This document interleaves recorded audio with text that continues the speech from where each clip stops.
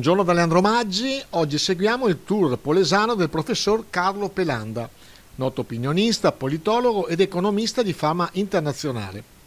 Organizzato dall'associazione Adria Cantiere, ha visto un primo incontro nel Palazzo di Confindustria di Rovigo e poi una visita agli stabilimenti della Mater Biotech di Bottrighe, azienda leader mondiale in ricerca, sviluppo e produzione di intermedi chimici, e a Cavanella Po nelle cartiere del Polesine. A Bottrighe l'incontro con Stefano Dessi, direttore generale dello stabilimento,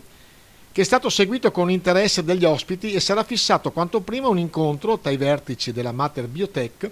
e i rappresentanti e tecnici del fondo di investimento che il professor Pelanda rappresenta.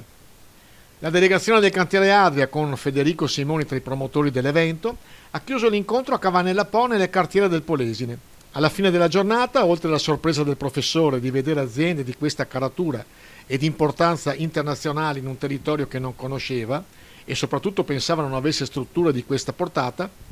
si è prefissato un ritorno e si è stupito che, nonostante i fatturati milionari, queste aziende non siano ancora quotate in borsa, cosa che secondo la sua analisi potrebbe creare un'ulteriore crescita.